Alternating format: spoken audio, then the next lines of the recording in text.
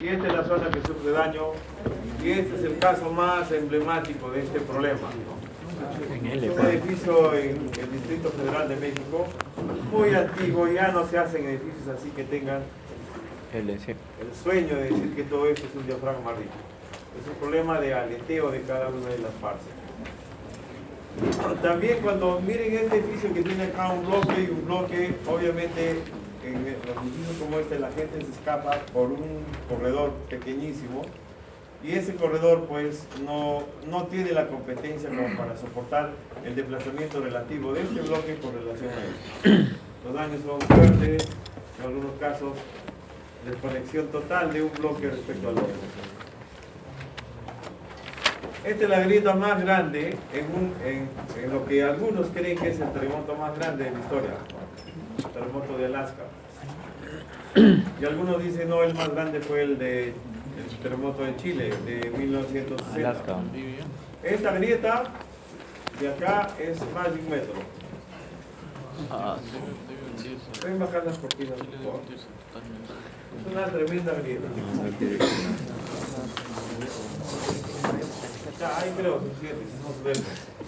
A la posteridad. ¿Qué es lo que sucedió? Cada una de las partes comienzan a moverse por su lado y el diafragma no puede hacer que todo se mueva como un sólido rígido. Es una foto clásica de nuestro presidente en problemas, nuestro expresidente, que, bueno, esta foto ganó un Pulitzer y es el instante en que se supone que están absolutamente sincronizados.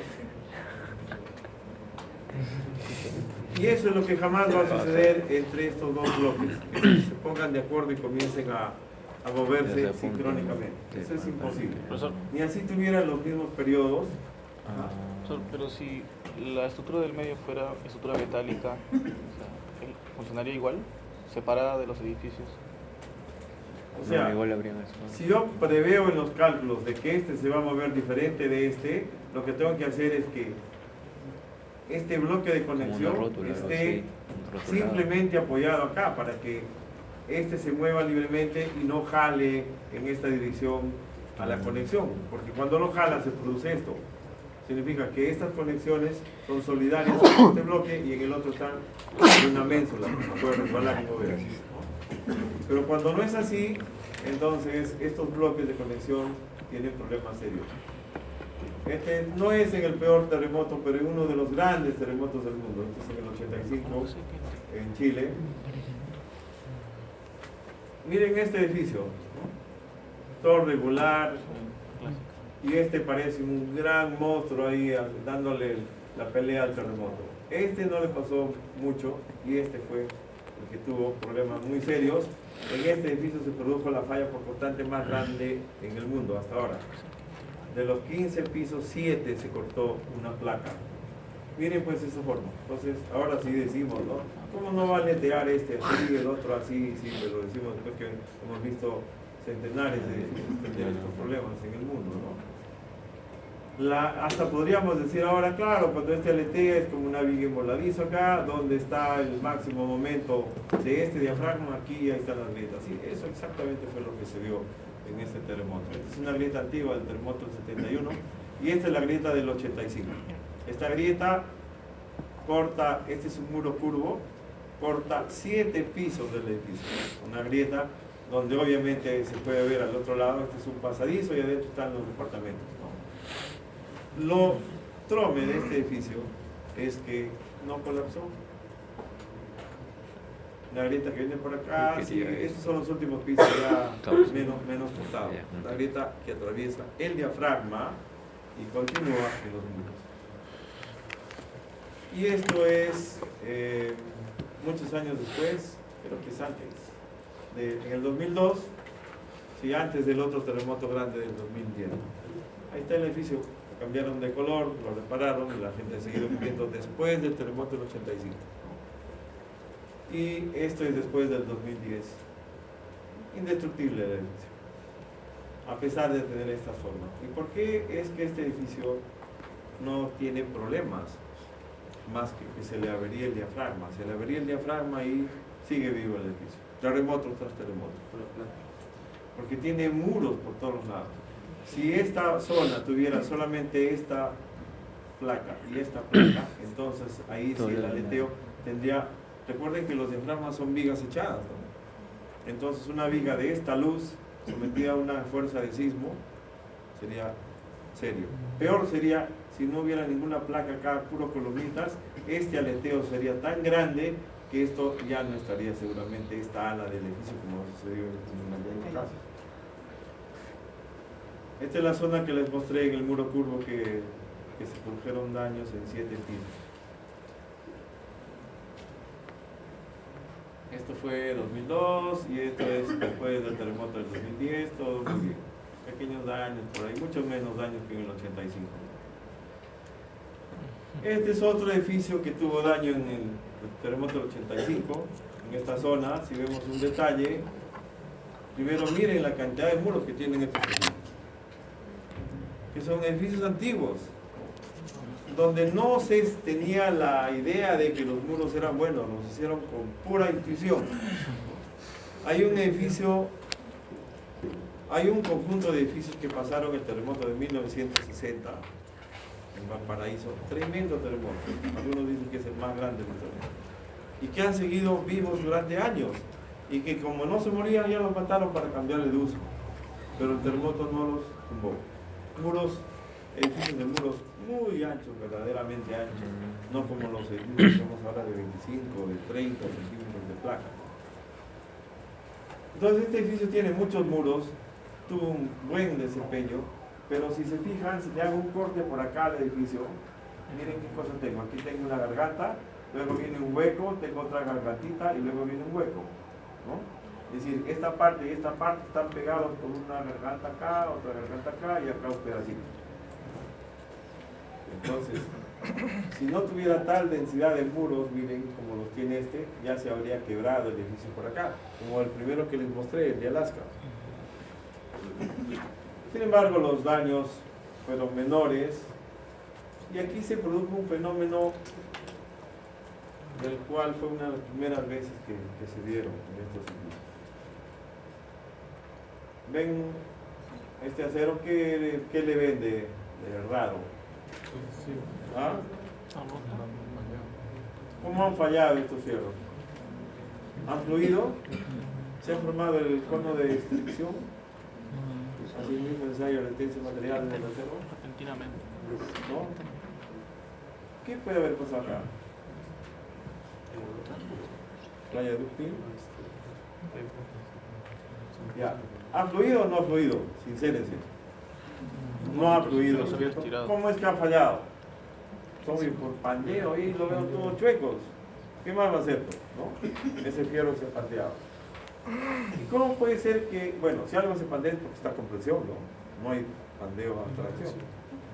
Si este está pandeado, es porque este acero estuvo a compresión.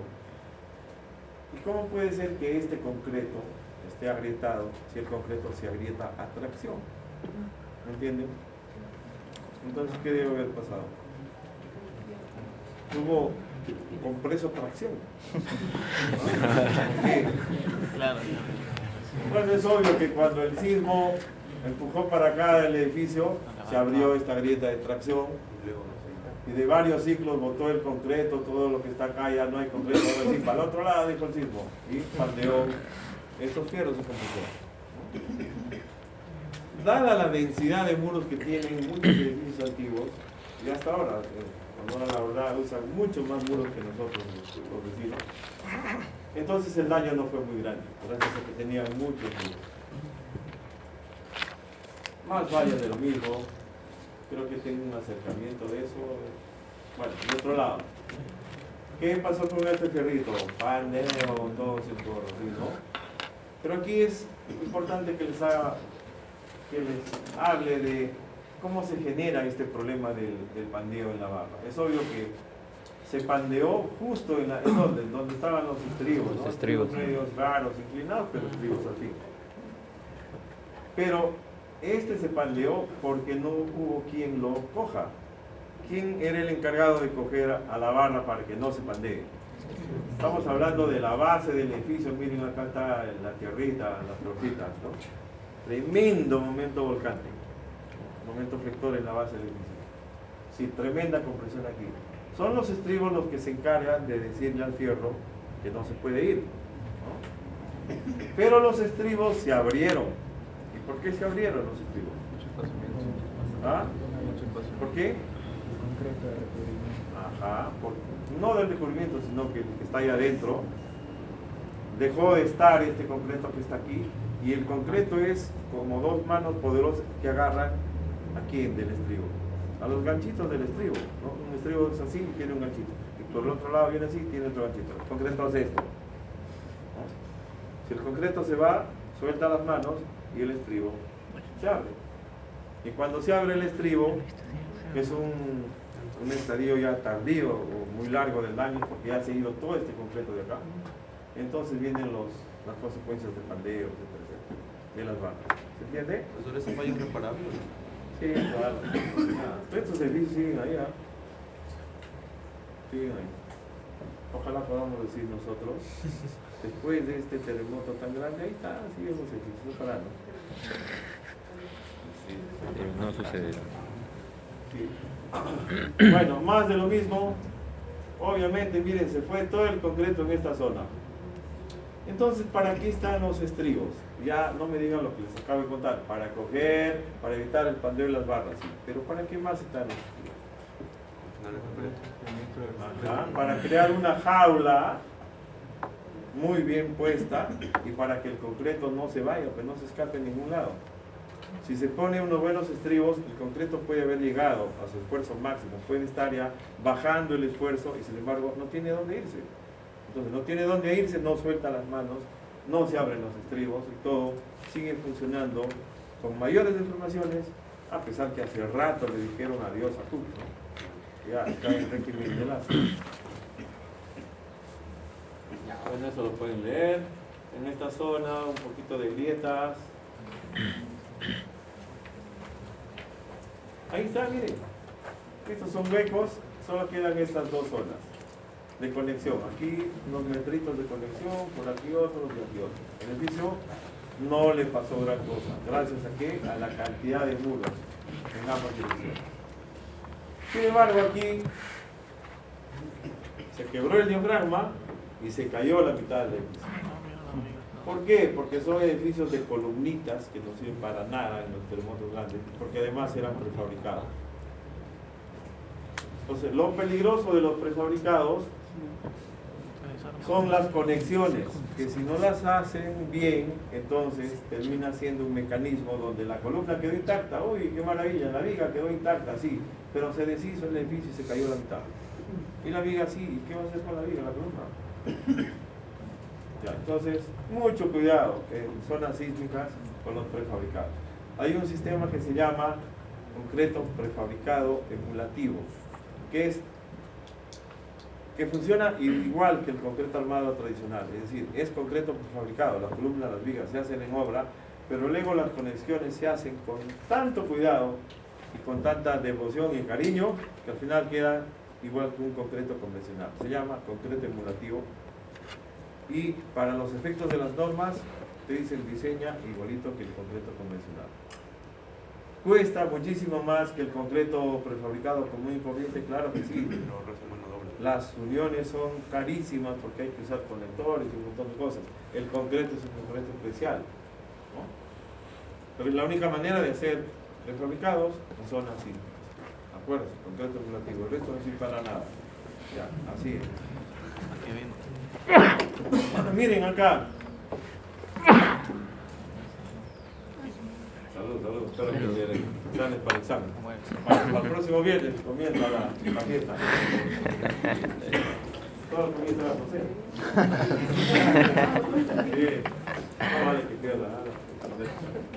Bueno, si yo tengo un portiquito, y le pongo una fuerza lateral, el cortante en la viga, ¿cómo es? Está la viga, miren, ¿no? Corto por acá y miro la sección transversal y veo una flecha así, ¿no? Cortante así. ¿Está claro? Oye, pero el sismo es lateral. ¿Y qué importa? El sismo es una fuerza lateral, sí, pero generó un cortante vertical en la viga. No hay manera de que genere en otra dirección. Sin embargo, aquí tienen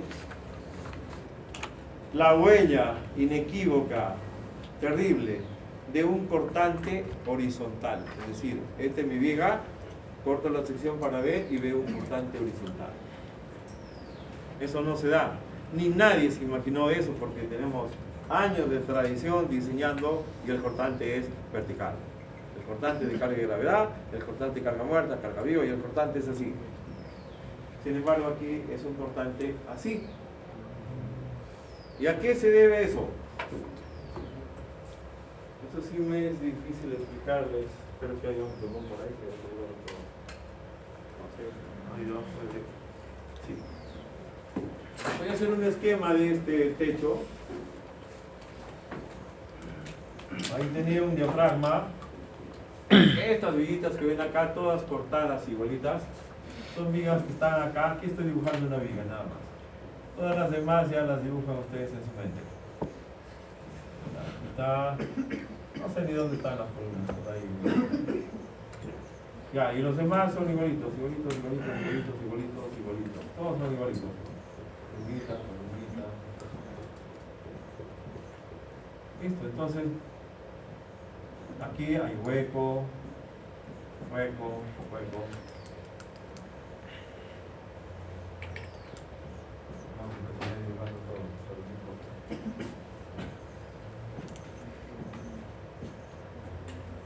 ¿Ya? Yo puedo decir que todo eso es un diafragma rígido. No, ¿no es cierto? Entonces el sismo se da cuenta de eso. Viene con una mano acá y otra mano acá y hace. Listo. Adiós edificio, ahí está su cortante horizontal en la vida. ¿Vieron? Es decir, lo único que no va a suceder acá es que estos dos bloques se muevan sincrónicamente, se pongan de acuerdo, se cojan de la mano y hagan eso. Eso no va a suceder. Lo que va a suceder es que cada quien se va a mover por su lado, este de aquí se mueve por su lado, este se mueve por su lado, y pobre viga pues de conexión. Cortante horizontal no previsto, falla grosera, desconectada esta viga.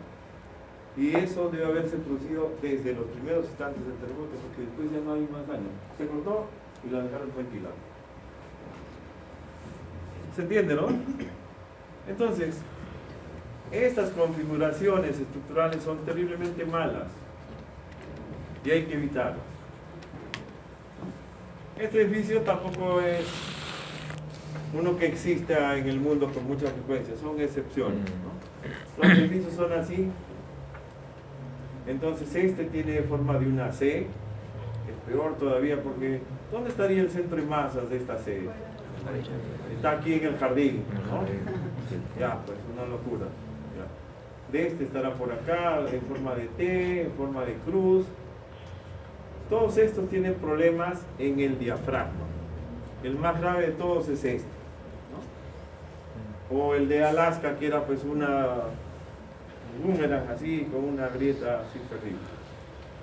Entonces hay que estar alerta a estos problemas en planta. El CAO, que es un organismo que muy bueno porque todo lo pone gráficamente y nos puede mostrar algunas configuraciones con nombres propios. Miren pues estas locuras del edificio. ¿Qué podemos hacer? Si tienes un edificio en forma de L, pártelo ya a dos bloques para que no aletee cada uno. Esto es lo que no podemos hacer, ¿no? Porque nuestros edificios están ahí. Se compra un nuevo terreno y están que le miran el milímetro al vecino, ¿no? Ya entonces nadie va a decir, oye, tú tienes un edificio en L, transfórmalo en un metro cuadrado. Eso no existe en nuestra realidad. A pesar de que muchos de nuestros vecinos sí tienen edificios y a la vuelta todos los jardines. O sea, es un concepto ya de formación. Los centros históricos de nuestros países en América del Sur son muy parecidos a los centros históricos de Europa, los centros históricos. Pero luego de eso ya no tenemos por qué parecernos. Sin embargo, vayan ustedes aquí a cualquier distrito, edificio tras edificio. Si vayan a otro país vecino van a ver que sí tienen edificios más o menos ordenados y a la vuelta hay espacio y luz por todos los lados.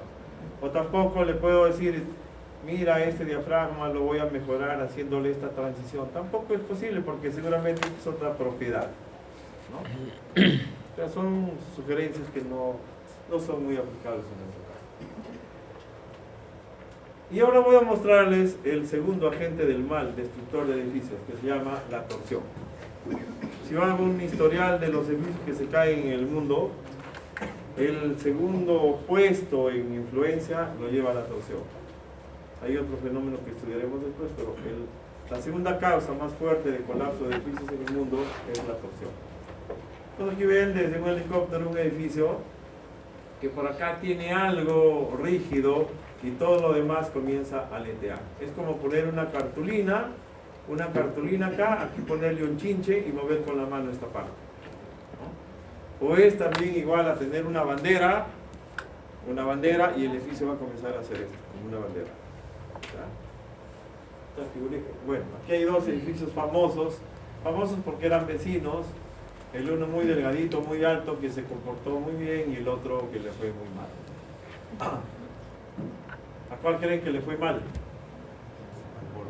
Al gordo, ¿no? Mucha grasa. Efectivamente, este edificio que luce más esbelto no tuvo problemas, pero no por ser esbelto, no tuvo problemas por otras cosas. Y este que se ve mucho más robusto, sí tuvo problemas.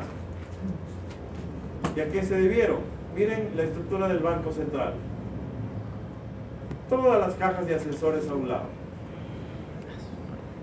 Ya, eso es una locura, ahora no se hacen edificios así. Pero suelen haber edificios donde las cajas de ascensores y escaleras se ponen acá, o aquí se ponen los ascensores grandes y aquí se ponen o escaleras o ascensores más pequeños, y ya se descompensa el edificio. Pero este es el extremo ya de lo que puede ser la estructura. ¿Qué pasó con este edificio? Aquí está el centro de rigidez y el centro de masas está por acá. Tremenda variación entre los desplazamientos de aquí y de acá, mientras este está yéndose para allá y el otro está yéndose hacia abajo, ¿no? Y eso produce desplazamientos inesperados tremendamente más grandes de lo que uno puede esperar de los cálculos que hace. Entonces aquí hay un fenómeno de predictibilidad. Los edificios que tienen este problema no se pueden predecir muy bien. Puedo hacer el SAP 2000, el ETAP 3000, no importa. Y me va a dar ese valor, y ese valor es pobrísimo como predicción. Me sale A y tranquilamente puede ser 2, 3A. Y no hay manera de saber cuánto puede ser. Entonces, mientras más torsión tienen los edificios, menos predecibles se hacen. La ingeniería es de menor calidad en su predicción. Ahí pueden ver en 3D este fenómeno de torsión. Cuando hay este tipo de edificios, si los hacen en otros sitios, bueno, pues donde no hay terremotos, está bien que los hagan, no pasa nada, ¿no? No es cuestión de alarmar. En países donde no tienen terremotos, que hagan sus edificios así, está bien que los hagan. Miren, no tienen vigas encima. No tienen vigas y encima tienen la caja del ascensor para un lado, en la esquina, en el ángulo todavía. Pero no tienen terremotos, entonces no, pues no pasa nada. El otro edificio del que les hablaba, que no pasó nada, los daños se concentraron en esta zona de escaleras, y este grandote terminó con tanto daño que al final ya dejó de servir. Miren el flaquito, miren la estructura del Banco de América. Perfecto. Poema estructural ahí, miren. Centro de rigidez y centro de masas aquí. Digamos, teóricamente cero de torsión, pero luego las normas me van a decir, a pesar de que tú estés pensando que todo sucede acá, no, mentira, el concreto de aquí no es necesariamente igual al de acá. El centro de masa se puede mover aquí, etcétera. Piensa que hay una excentricidad.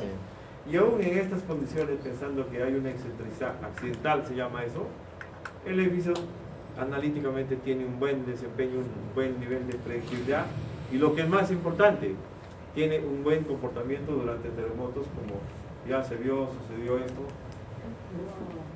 Este es el edificio El Faro, en el terremoto del 85. El único edificio que tuvo ese nivel de daño, ¿no? Es decir, el más destrozado, ya inclinado. Miren a qué se debió. Miren, placa por aquí y nada por acá, así en esta dirección, ¿no? Placa por aquí y luego bueno, algo por acá. Ok, centro de rigidez, distante del centro de masas, ¿no? Toda esta zona se torció, ven esta parte de acá, y se inclinó porque se cortaron esos apoyos. Entonces en algún momento muy cercano al terremoto, que no recuerdo de qué mes fue en el 85, no me acuerdo el mes, dijeron, pues ¿cómo no les va a suceder esto a los chilenos si tienen 2 fierritos acá nada más? No tienen un núcleo confinado, no cumplen con la Biblia del ACI. Así los edificios no se hacen, poner solo 2 fierritos acá y aquí una malla distribuida, misia, no, hay que ponerle núcleos confinados. Y dieron eso como explicación de la falla, y eso es no saber nada de cómo es la ingeniería de los edificios de esa época. Todos los edificios de esa época son así, ¿no? Y los que están hechos acá en Lima, todos son así, de esa época, es decir, 2 fierritos en la punta. ¿Y cómo los calculaban? Nadie los calculaba, con los 2 fierritos le decían al dibujante. ¿Qué creen ustedes? Y esos edificios que tenían un error grosero de armado según la visión de la ACI, tuvieron un comportamiento ejemplar en el terremoto del 85. Y en el 60, que era cualquier cosa, pues ni siquiera había detalle, ni cambio artístico, ni nada. Esos edificios han sobrevivido. ¿Por qué? Porque tenían gran densidad de muros. Este edificio no tenía mucha densidad de muros y también tenía un problema serio de torsión. Y en ese terremoto del 85, que es un terremoto enorme, grande, entonces, bueno, fue el edificio que sufrió daño y ahí está. No se cayó, pero obviamente quedó inservible. Luego ya más cerca, este es el del 2010, creo. Sí. ¿Ven ustedes? Todo esto cerrado, un gran muro, y por adelante, ¿no? Ya ahí se cayeron algunos pisos. Pero según dicen, es porque la empresa que compró estos pisos, pero no sé, hizo cambios y lo convencieron al arquitecto para que quitara columnas. El edificio ya proyectado, ya estaba construyendo, y lo convencieron al estructural. El estructural dijo no, ni hablar, no lo quiten. Buscaron otro, miren, en todos lados se hacen cosas similares. Buscaron otro que dijo sí se puede. ¿Por qué? Porque tengo mi ETAP 3000 y entonces ahí están los resultados. Pero este es uno de los pocos que ha tenido este nivel de daño. Creo que es este y el que se cayó son los más afectados, ¿no? En este terremoto. Ojalá pudiéramos decir después del terremoto que nos toque vivir, mira mi edificio, ese lo diseñé, está hecho bien, pero no se cayó. En otros, en México, viene un terremoto y se caen decenas, centenares de edificios, ¿no? Se caen, pues, ya estaban acostumbrados los mexicanos, como cambiar su sombrero, ¿no?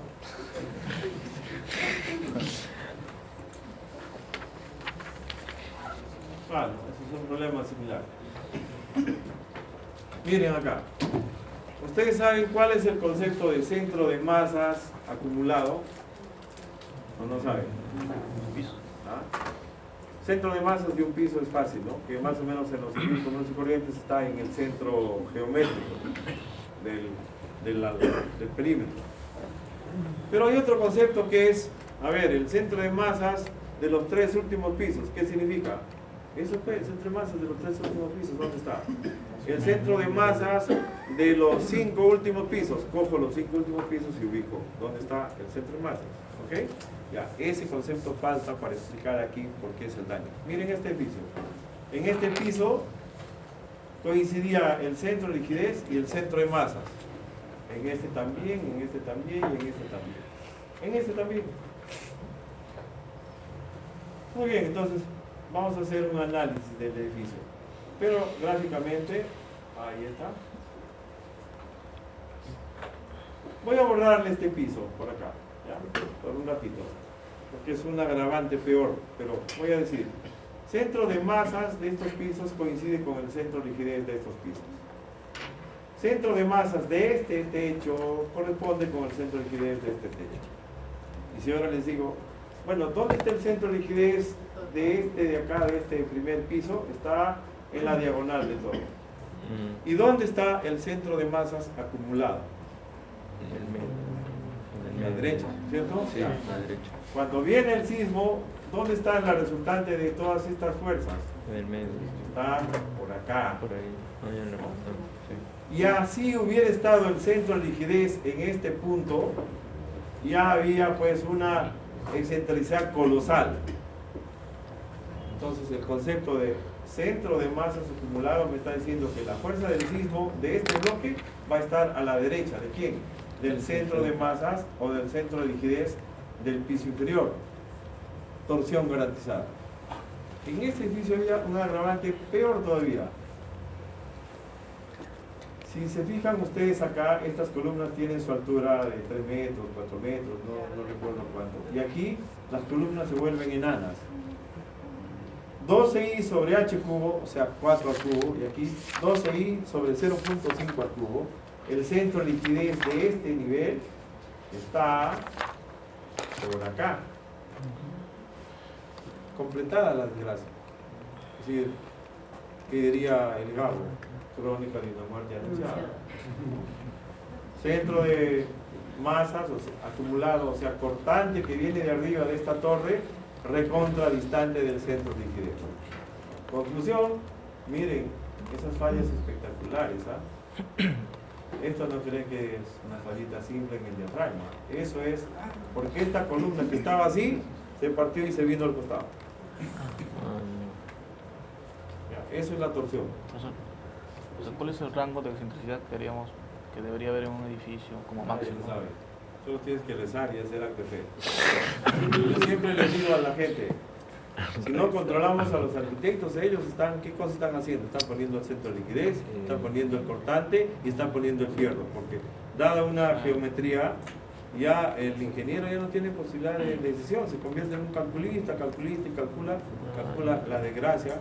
Por más que pase por una norma, hay casos en que las normas no pueden ver todos los problemas.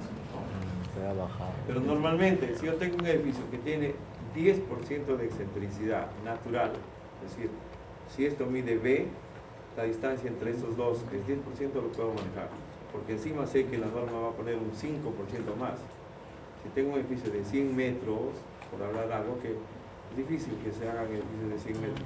Sí, porque es una cuadra. Entonces, 15 metros de excentricidad ya debería estar, ¿no?